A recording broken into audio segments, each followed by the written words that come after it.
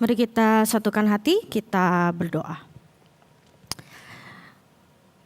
Terima kasih Tuhan buat kasih setia Tuhan, buat kebaikan Tuhan kalau hari ini kami boleh kembali Tuhan kumpulkan di dalam ibadah minggu. Kami menyerahkan kalau sebentar lagi kami mau sama-sama belajar kebenaran firman Tuhan. Kiranya Tuhan yang mampukan setiap kami untuk boleh tidak hanya menjadi pendengar-pendengar firman, tapi kami rindu juga supaya hidup kami boleh menjadi pelaku firman. Firman yang hidup, yang mengubahkan hidup kami, yang juga menjadi dasar dari kehidupan keseharian kami. Kami menyerahkan waktu pemberitaan firman, berkati hamba-Mu dengan segala keterbatasan kekurangannya boleh menyampaikan firman Tuhan. Terima kasih Tuhan, di dalam nama Tuhan Yesus kami berdoa. Amin. Shalom servers. Iya ya, lumayan semangat. Habis camp, baru beres camp. Di sini siapa aja yang kemarin ikut camp? Boleh angkat tangan? Angkat tangan? Oh, lumayan banyak ya yang ikut camp ya. Oke, gimana? Udah hilang capeknya? Udah ya, kayaknya yang belum hilang capeknya cuman yang angkatan kelahiran 90-an. Di sini angkat tangan yang kemarin ikut camp kelahiran 90-an, boleh angkat tangan. Ya, masih capek sampai sekarang? Masih ya, masih kerasa sedikit-sedikit capeknya. Tapi gak apa-apa ya, kita lihat Koko Cicinya luar biasa ya. Masih hari ini masih melayani kita semua di dalam ibadah hari Minggu. Oke, kita udah masuk di bulan Juli gitu ya. Dan kita akan masuk ke tema yang baru. Selama 1 bulan ke depan kita akan belajar satu hal, yaitu tentang Alkitab ya. Salah satu buku yang tertua di dunia.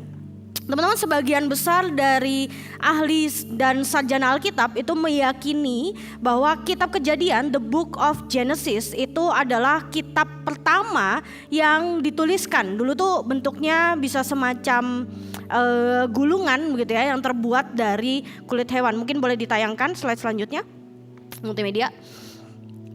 Ya, sebagian sarjana Alkitab atau ahli Alkitab itu meyakini bahwa kitab Kejadian itu ditulis pertama gitu ya, dan itu dituliskan sekitar tahun 1450 sampai 1400 before Christ, artinya sebelum Masehi. Jadi kalau dihitung-hitung umur Alkitab kita sampai sekarang itu mungkin bisa sekitar 3400. Correct me if I'm wrong gitu ya. Kalau sampai hitungannya salah nanti silahkan dikoreksi teman-teman, kasih tahu saya gitu ya. Tapi kira-kira umur Alkitab kita sudah sekitar 3400 tahun. Saya coba googling, kemudian saya menemukan ya, 20 tahun yang lalu gitu ya, bahkan sebagian besar di antara kalian mungkin belum lahir gitu ya, ada sebuah buku yang masuk di dalam daftar World Bestseller Book begitu ya, yaitu buku apa? Bisa ditayangkan? Next. Buku Harry Potter gitu ya, The Chamber of Secret karya J.K. Rowling. Di sini ada yang masih baca? Harry Potter? The Chamber of Secret, 1, 2, cuman 2. Ada lagi? 3, 4, masih baca ya? Oke, dari sekian banyak mungkin masih ada 4-5 orang yang baca. Ini adalah buku yang dijual World Bestseller Book 20 tahun yang lalu gitu ya. Tadi kayak saya bilang sebagian besar di antara kalian bahkan belum lahir gitu. Kemudian mundur lagi gitu ya, masih ada buku lagi 50 tahun yang lalu. Ada satu buku novel, dia menjadi number 1 New York Times bestseller. Buku itu berjudul Wheels, karya Arthur Hailey. Ada yang baca? Kan? New York Times bestseller, udah dicetak ulang. Ada yang baca buku ini? Saya yakin lebih gak ada lagi yang baca buku ini gitu ya. Hampir semua buku-buku bestseller di dunia ini adalah karya fiksi atau novel atau sebuah cerita karangan. Mereka pernah jadi buku, pernah jadi tulisan yang paling banyak dikopi, paling banyak dijual, paling banyak dibaca pada masanya ya, pada masanya. Dan setelah lewat sekian puluh tahun, maka udah banyak orang yang gak ingat lagi sama buku itu. Bayangin tadi ya, buku yang terkenal 50 tahun yang lalu kita udah gak ada yang tahu gitu ya. Kalau Harry Potter mungkin kita tahu Harry Potternya, tapi buku The Chamber of Secretnya belum tentu kita baca. Mungkin cuma 4-5 orang yang baca buku itu. 20 tahun yang lalu dia jadi bestseller. Teman-teman, hebatnya Alkitab kita. Hebatnya Alkitab kita, gak pernah ada Alkitab season 1 sampai season 7 ya. Di sini ada yang pernah nemu Alkitab? Saya baca Alkitab sekarang season 4 Ci gitu. Yang judulnya Love and Thunder, bukan ya, gitu, itu Thor. Gak ada Alkitab season 1 sampai 7. Dari waktu ke waktu Alkitab kita isinya adalah ya itu aja, begitu ya. Kisahnya ya itu lagi. tokohnya sama aja gitu ya. Memuat hal yang selalu sama, gak pernah berubah isinya. Dan hari ini ada satu topik yang menarik yang kita mau sama-sama belajar dari buku yang sudah tua sekali ini umurnya gitu ya. Kalau di Alkitab dikisahkan nabi-nabi, murid-murid itu mendengar suara Tuhan secara langsung. Lalu bagaimana dengan setiap kita yang hidup di zaman sekarang? Apakah Tuhan itu masih berbicara? Apakah kita masih bisa dengar suara Tuhan?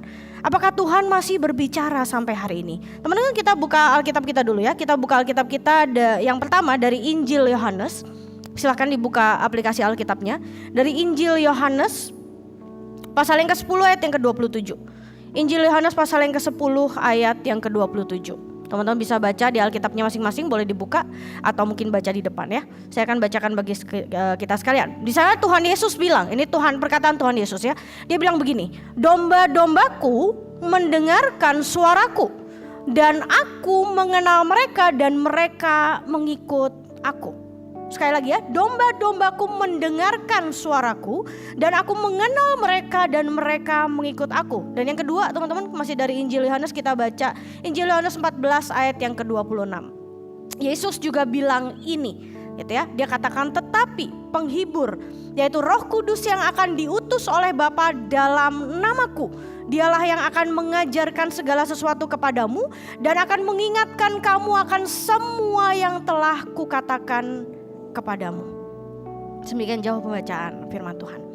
Teman-teman, ada sebuah video story singkat yang pernah saya temukan karena ini viral begitu ya, viral di TikTok dan juga di Twitter waktu itu. Nah, coba kita lihat nanti video ini bersama-sama. Saya udah looping sebanyak 2 kali. Teman-teman bisa memperhatikan video ini baik-baik. Suaranya jangan lupa dikeluarkan ya, teman-teman multimedia ya. Silakan. Suaranya bisa digedein aja.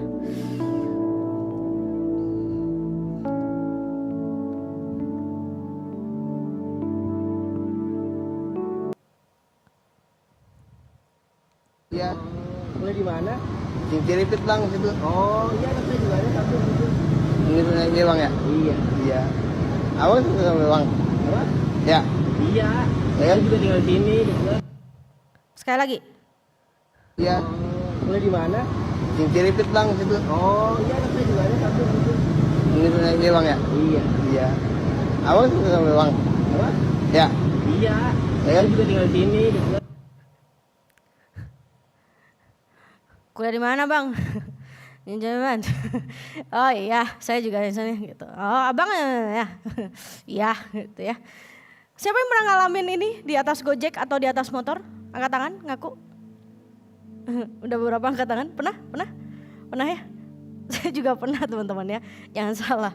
Saya sering banget ngalamin sulit banget dengar suara orang begitu ya. Sekarang tuh mendengar itu jadi problem banyak orang, apalagi kalau kita harus ngobrol di tempat yang berisik, kemudian lawan bicara kita pakai masker gitu ya. Kalau dulu kita masih sedikit bisa tebak-tebak bibir, sekarang agak susah gitu ya.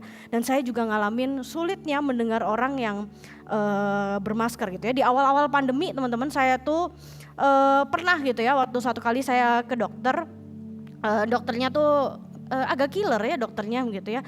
Kemudian si dokter ini tuh ngomong jaraknya adalah 1 meter gitu ya. Terus pakai mika, terus dia pakai APD, dia pakai masker. Wah gitu ya. Begitu dia ngomong, kamu ulangnya apa dok gitu. Hah gitu. Dokter ngomong apa gitu. Terus dia ulang gitu ya. Kamu keluhannya ya dok, sesek gitu. Oke gitu.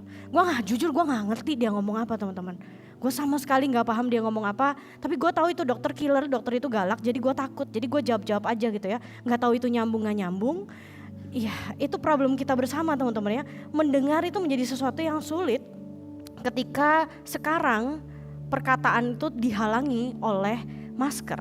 Nah, saya ngalamin struggle itu gitu ya, dan pada akhirnya saya sadar kenapa sih kok saya kesulitan sekali mendengar orang yang ngomong pakai masker gitu ya.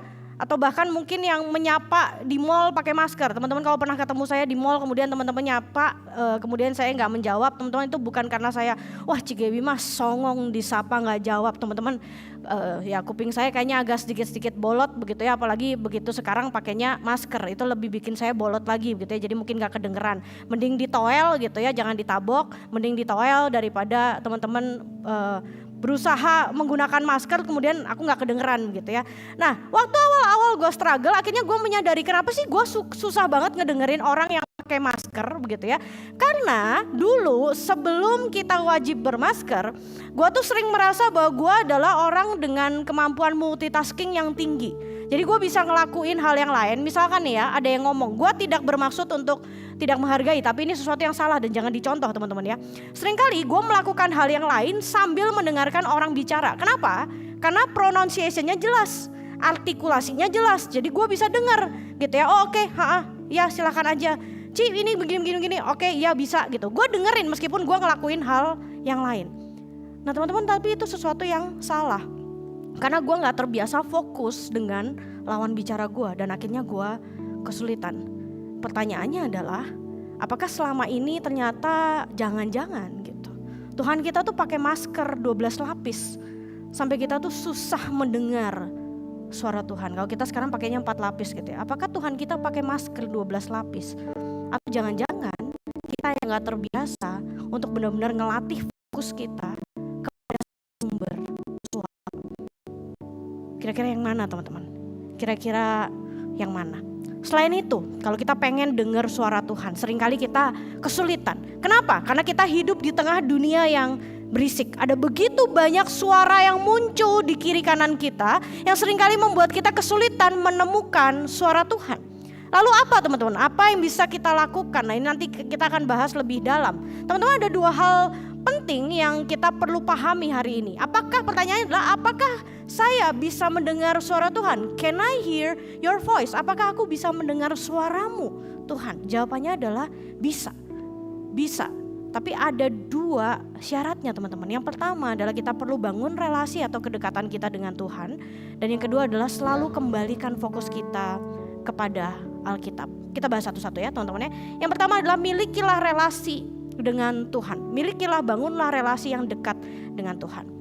Teman-teman, di Yohanes 10 ayat 27 tadi dengan jelas sekali Tuhan Yesus bilang, domba-dombaku mendengarkan suaraku dan aku mengenal mereka dan mereka mengikut aku. Waktu Tuhan Yesus angkat perumpamaan tentang domba dan gembala ini, dia lagi pengen kasih tahu murid-muridnya. Dan waktu itu di sekitarnya seringkali kalau Tuhan Yesus lagi ngajar, gak cuma ada murid-muridnya, tapi ada orang-orang lain, ada strangers juga. Tapi ada juga orang-orang yang biasanya berusaha mencari celah atau mencari cara gimana caranya menjatuhkan Tuhan Yesus. Ada begitu banyak orang di sekitarnya. Tapi ketika itu Tuhan Yesus pakai sebuah gambaran yang sederhana, yang mudah dimengerti oleh orang-orang di masa itu. Teman-teman, domba itu adalah hewan yang bodoh, dia gampang sekali tersesat. Tetapi ketika dia dengar suara gembalanya, gitu ya, ketika dia dengar suara gembalanya, maka dia akan ikutin sesuai dengan arahan sang gembala.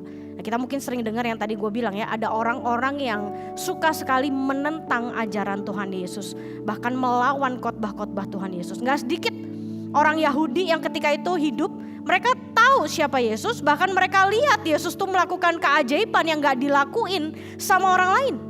Gitu ya, Tuhan Yesus tuh lihat keajaiban yang gak dilakuin sama orang lain. Tapi mereka memilih untuk menolak Yesus. Mereka memilih untuk menentang Yesus. Waktu Tuhan Yesus bilang, domba-dombaku mendengarkan suaraku. Artinya Tuhan Yesus mau bilang bahwa ada orang-orang di luar sana, ada orang-orang di sekitar Tuhan Yesus yang bukanlah dombaku, kata Tuhan. Mereka orang-orang yang memilih untuk disesatkan oleh nilai-nilai dunia.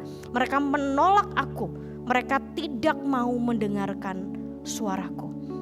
Teman-teman, kalau kita mau bangun relasi sama Tuhan, yang pertama-tama kita perlu adalah membuka telinga, hati, dan pikiran kita untuk kita mau sungguh-sungguh mendengarkan apa yang Yesus katakan.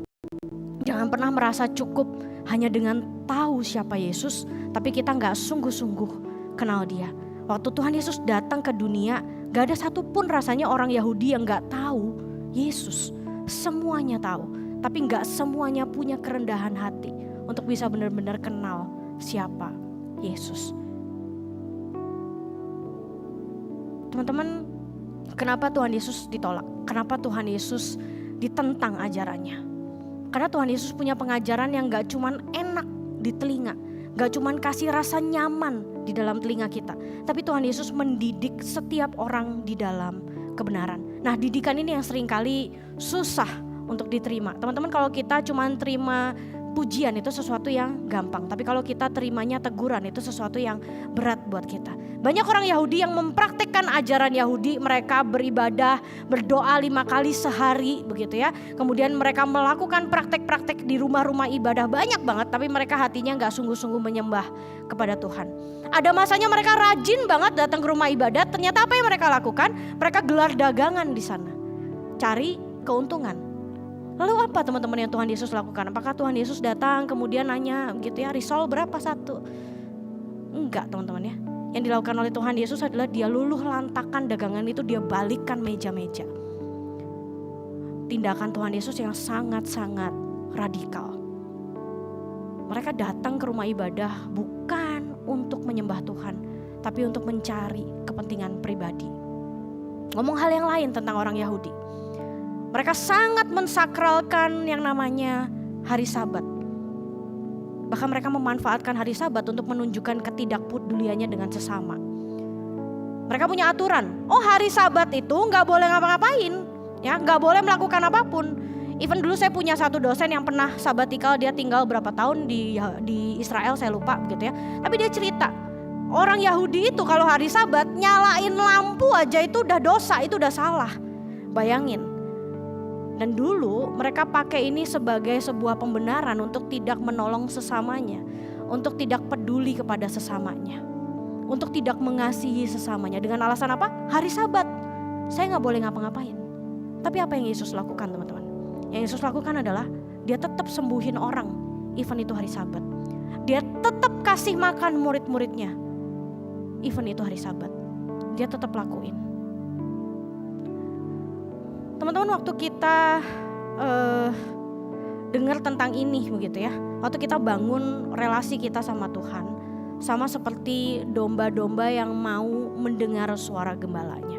Ada begitu banyak ajaran yang kita bisa dengar di luar sana, tapi kita perlu ingat bahwa apa yang Tuhan Yesus ajarkan, kekudusan Tuhan itu bukan sesuatu hal yang kita bisa permainkan untuk keuntungan kita sendiri. Perintah Tuhan itu bukan hal yang bisa kita sepelekan atau bahkan kita bisa lupakan hanya karena tradisi yang disalahartikan, tapi dijadikan sebuah pembenaran. Waktu kita bangun relasi kita sama Tuhan, kita perlu menjadi seperti domba yang mengenal suara gembalanya, mengikuti arahan gembalanya. Ada waktunya sang gembala itu kasih makan, tapi ada masanya juga sang gembala harus memberikan sedikit pukulan kepada domba-domba. Domba-domba yang jalannya serong, domba-domba yang jalannya mulai tersesat. Teman-teman, kita sering dengar katanya kalau teman yang baik itu katanya adalah teman yang gak cuma bisa mengasihi kita, tapi adalah teman yang juga bisa menegur kita. Teman-teman, saya punya sahabat mungkin gak banyak, mungkin cuma 2-3 orang gitu ya. Tapi saya bersyukur saya punya mereka. Kenapa? Karena mereka adalah orang-orang yang saya tahu mereka mengasihi saya, tapi mereka juga orang-orang yang berani tegur saya. Zaman awal-awal kami berteman begitu ya, apakah teguran itu sesuatu yang menyakitkan? Menyakitkan. Kita pernah gak ngobrol? Pernah gitu ya. Habis ditegur gak ngobrol beberapa minggu? Pernah gitu ya. Ribut misalkan? Pernah gak? Pernah teman-teman.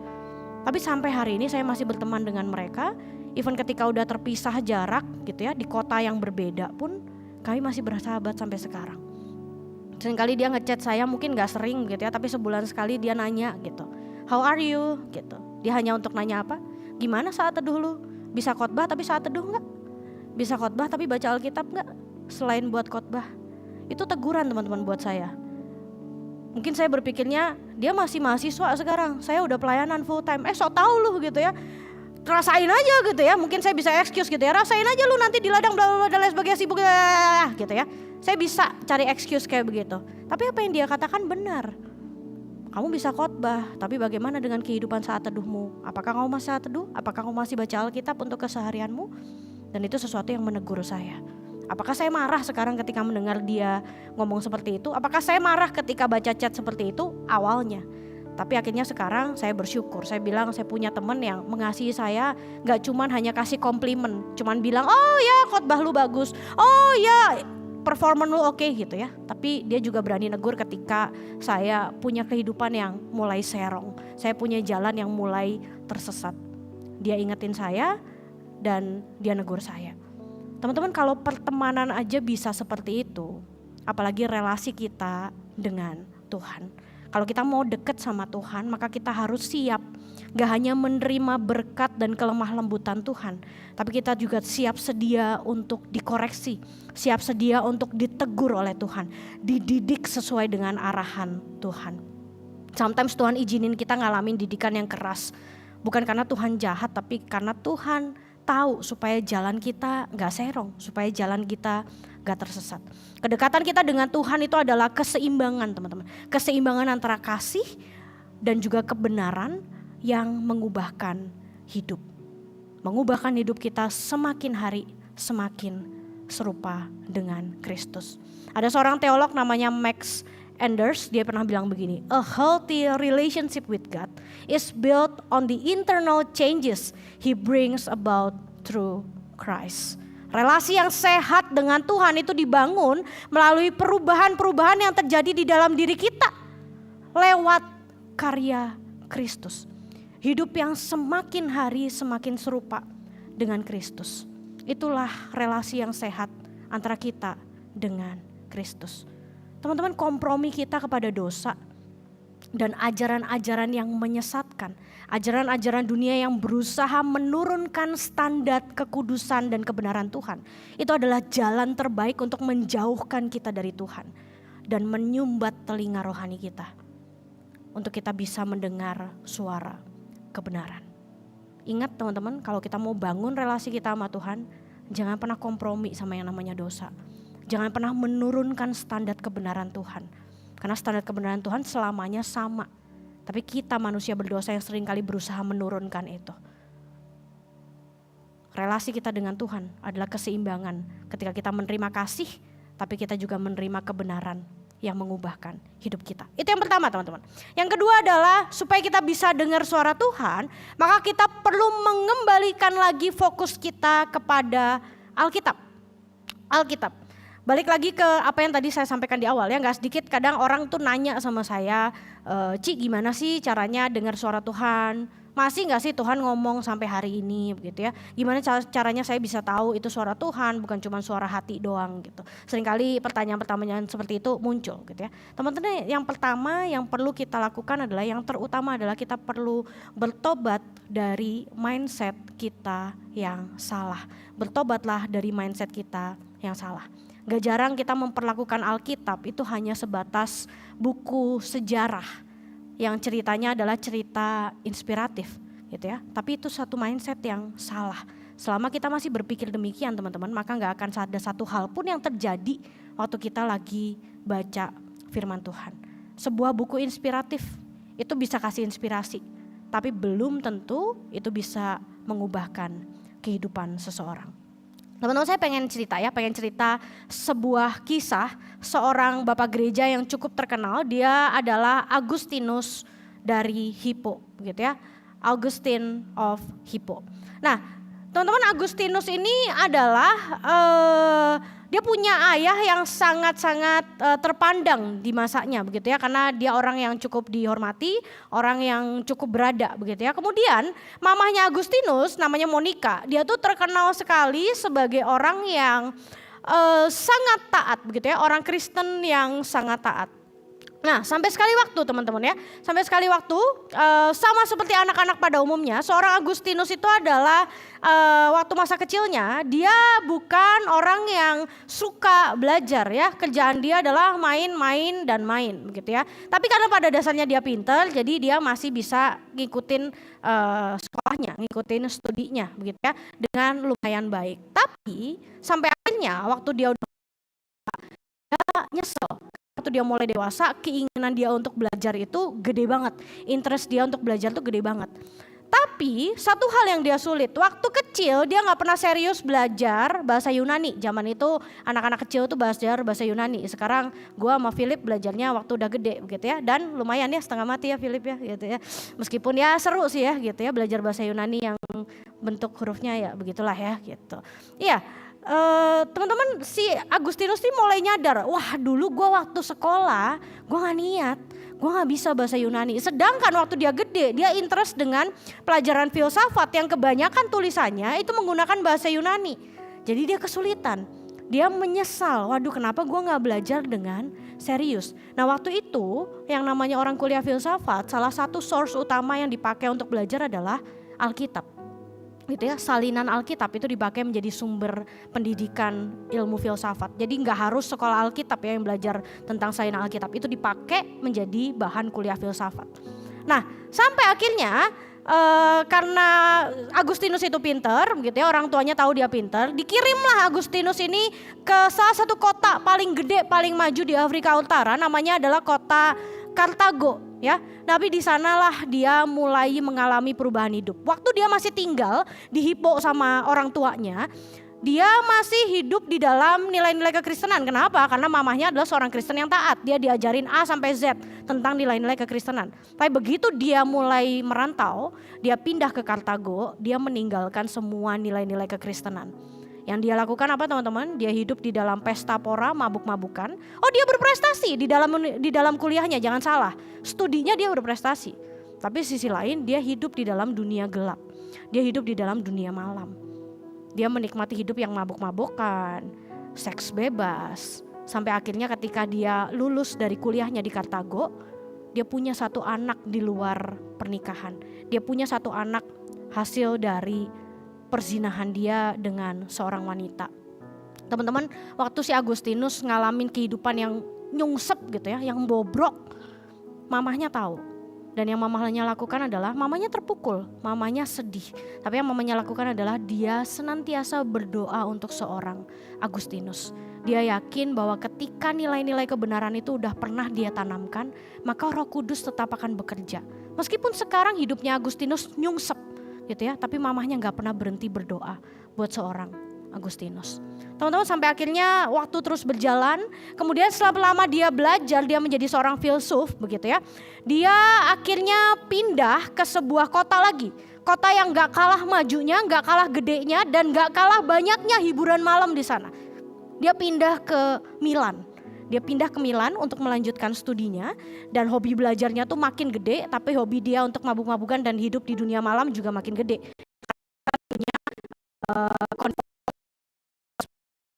Mungkin lebih kehidupan malamnya lebih bobrok daripada itu.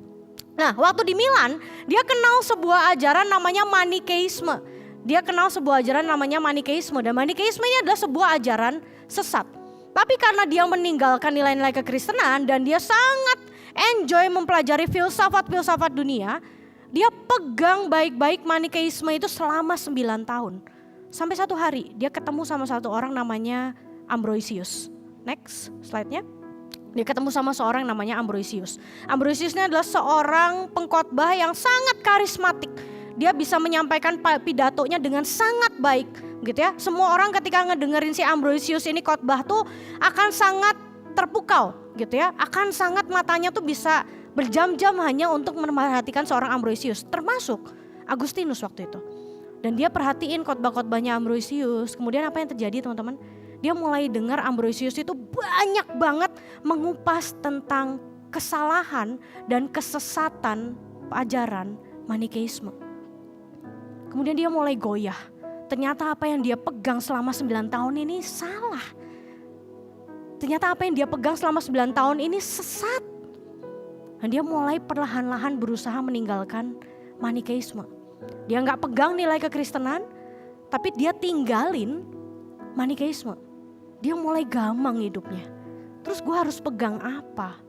Gue harus pegang kisah apa? Gue harus pegang nilai apa? Gue harus pegang ajaran apa? Karena gue udah tinggalin kekristenan. Kayaknya gak mungkin gue balik ke sana. Udah terlalu jauh. Gue udah masuk di aliran sesat. Sampai one day di Milan juga, kota yang begitu terkenal pendidikannya luar biasa, tapi juga begitu kotor kehidupan malamnya. Dia ketemu sama satu orang namanya Potitianus.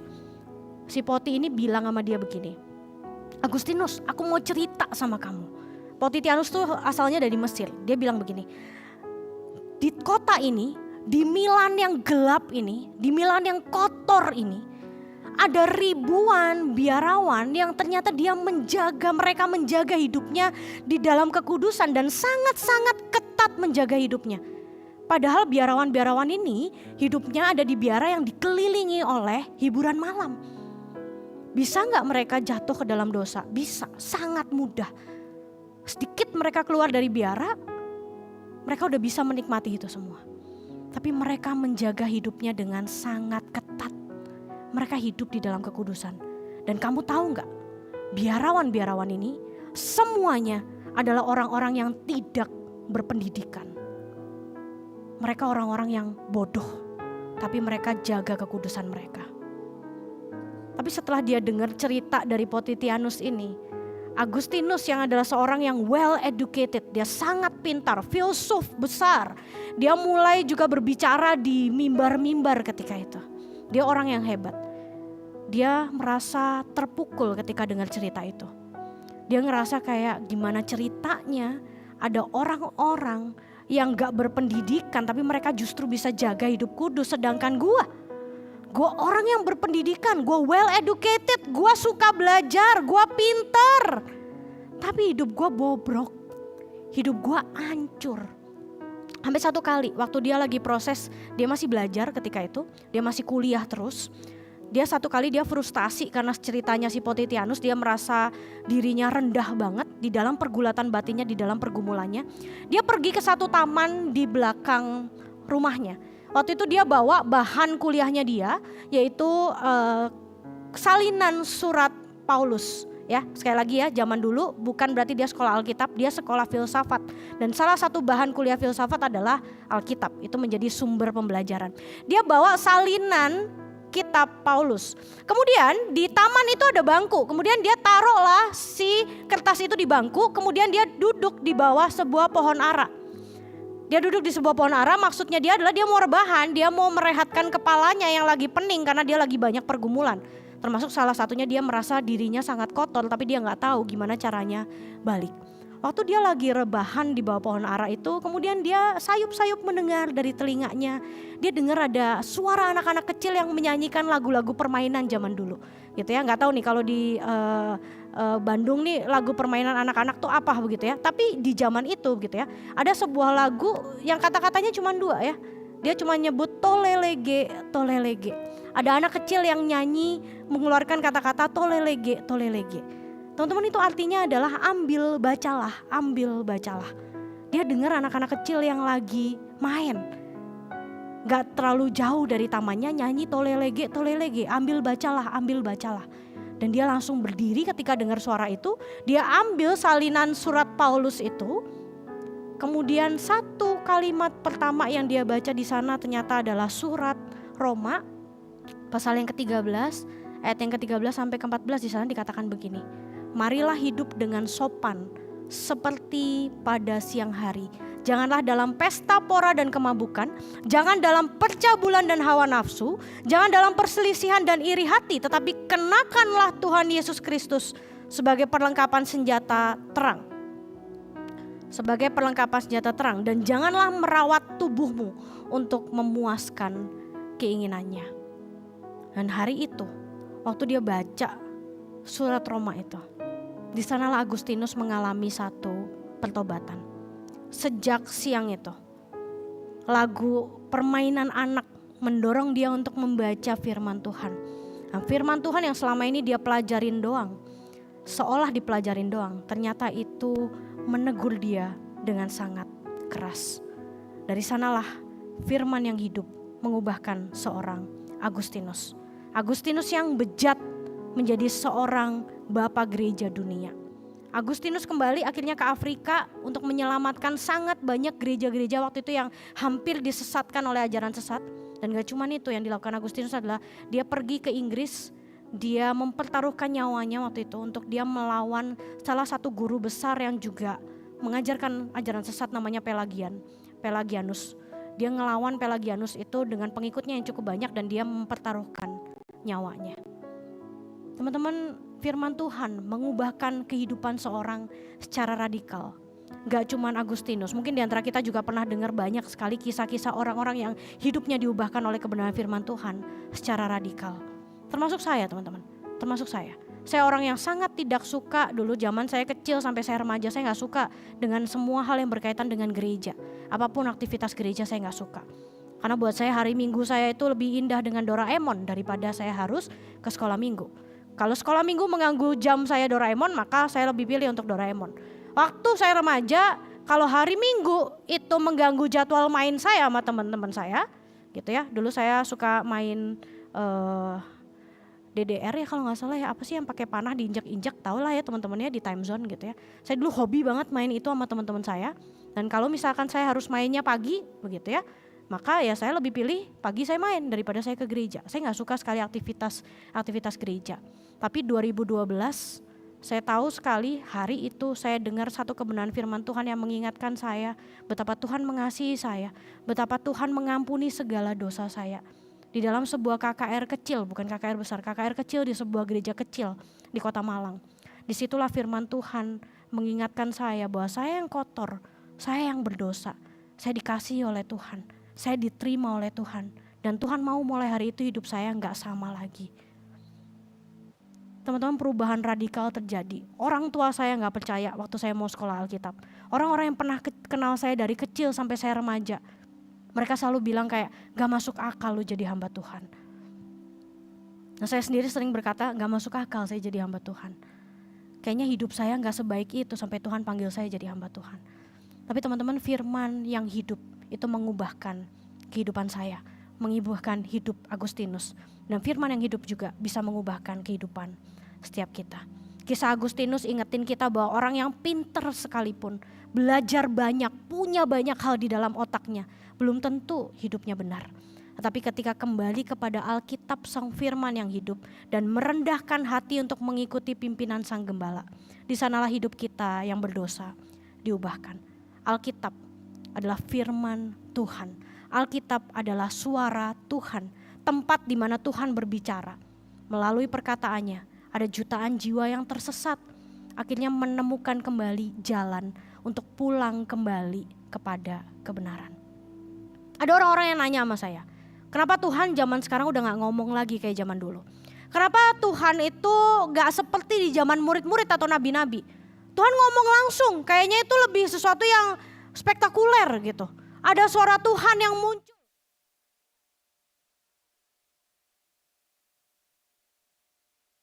Lucunya kita yang hidup di zaman anugerah.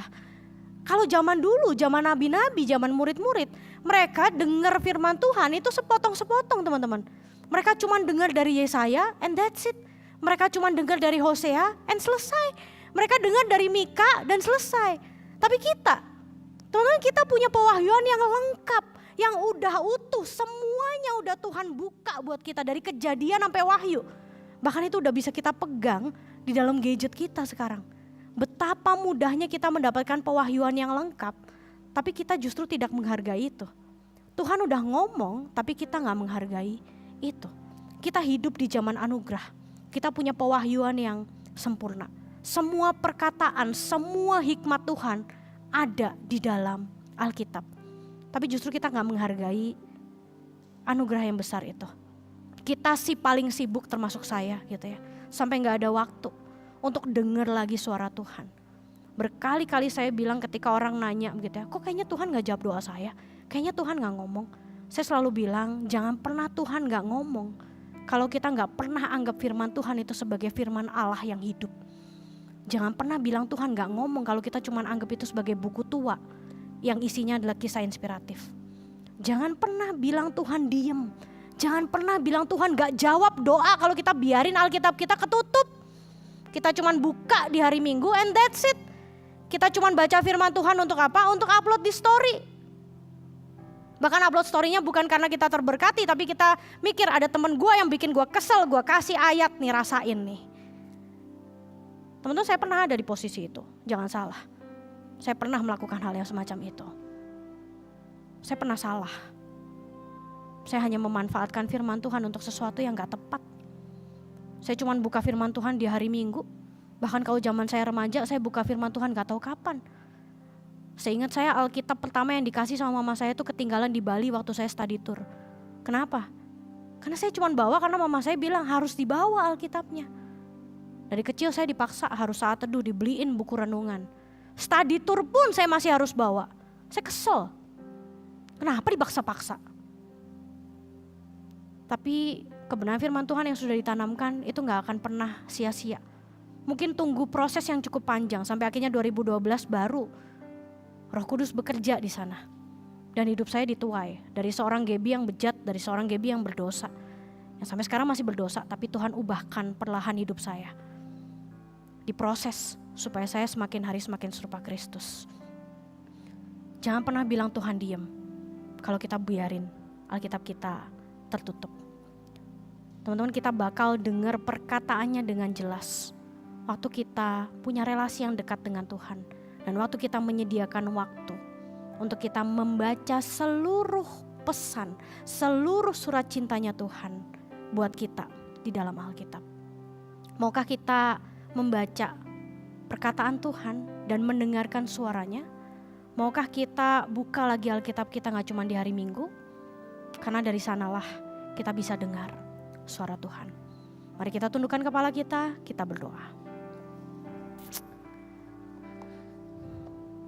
Tuhan, terima kasih kalau kami diberkati untuk kami boleh hidup di zaman anugerah, di mana pewahyuan Tuhan kami terima dengan utuh, sempurna, lengkap melalui Alkitab dari Kejadian sampai Wahyu. Ampuni kami Tuhan kalau mungkin kami seringkali menganggap ini hanya sebagai buku tua yang kami enggan untuk membaca. Ampuni kami kalau kami seringkali berpikir bahwa Tuhan gak ngomong tapi kami juga gak pernah buka Alkitab kami. Ampuni kami Tuhan. Dan biarlah selama 1 bulan ke depan kami mau belajar sama-sama tentang Alkitab. Biarlah setiap hal yang ada di dalam Alkitab boleh menjadi firman yang hidup di dalam hidup kami. Dan juga boleh mengubahkan kami menjadi pribadi-pribadi yang semakin hari semakin serupa dengan Kristus. Terima kasih Tuhan. Terima kasih untuk firman-Mu. Terima kasih untuk kebenaran yang kami boleh dengar hari ini.